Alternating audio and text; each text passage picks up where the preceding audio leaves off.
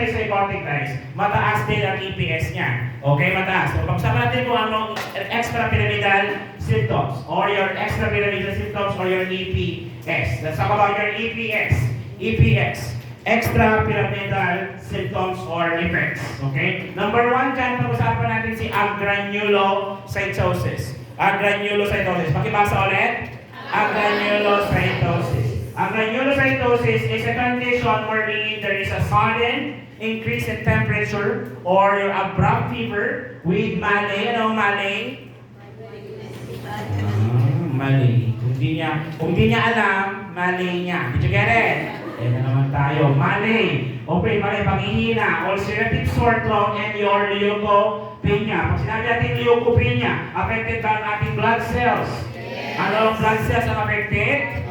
Leukocells, your leukocytes, yung may white blood cell. Pag affected ang white blood cell side, anong nangyayari sa pasyente? Prone ba siya for infection? Yes. Pinya, mataas o mababa? Mababa po ba ang kanyang white blood cell? Yes. Kung mababa ang white blood cell, prone ba for infection? Pag prone for infection ng pasyente, kailangan ba protektahan ng pasyente? Protect from the nurse? Protect from the doctor? Protect from infection. Kailangan ba pag sinabi natin leukopenic ang pasyente, mababa, nakakonfine sa hospital, dalan mo ng fresh flowers? Yes or no? No. Dalan mo ng fresh fruits? Dalan mo ng bottled water? Bottled water? Yes, kasi safe ba yun? Yes. Kung sinabi natin leukopenia, anong isolation na gagawin natin? Strict or reverse? Strict or reverse? Strict or reverse?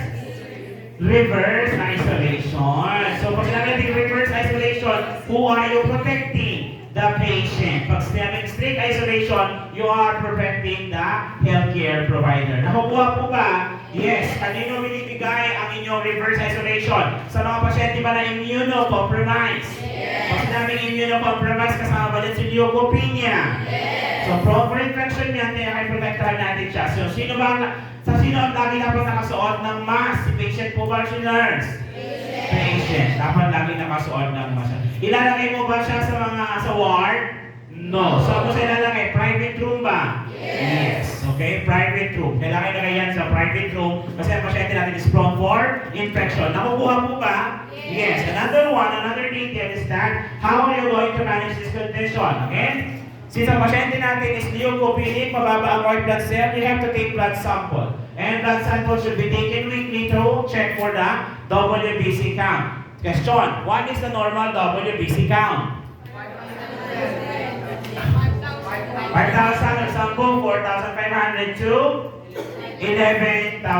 Okay, 11,000. So 4.5 to 11,000 or 5 to 11,000 per cubic millimeter. Okay, per cubic millimeter. Pag mababa sa inyong 4.5, that's considered leukopenic. Pag mas mataas sa 11, that's considered as leukocytosis. Okay, leukocytosis. Maliwanag po ba? Yes. Ano ba? Discontinue immediately. Discontinue immediately if the white blood cell reaches a drop of 50% down or around less than 3,000 cubic millimeter. Okay, per cubic millimeter. Pag bumaba sa 3,000, i-stop mo yung drug at anong susunod mo gagawin? I-refer ba kay doctor?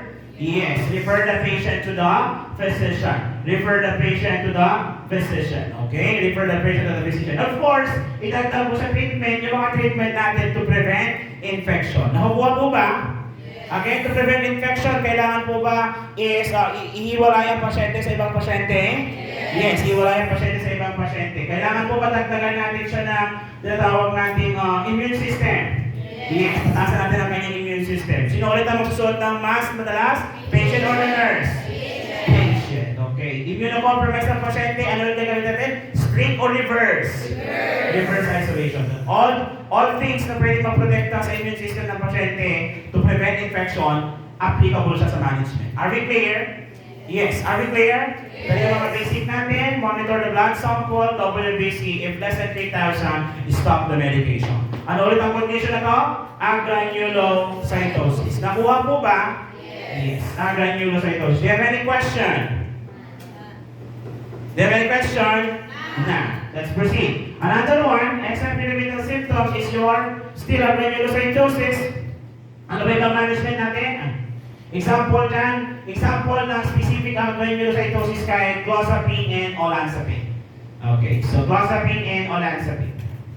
I forgot to put this. So specific po ang granulocytosis kay olanzapine and your clozapine. Olanzapine and your clozapine. Are you guys still with me? Yes. Okay. Yun na lang po ko nyo. Ay, wait lang. Sige.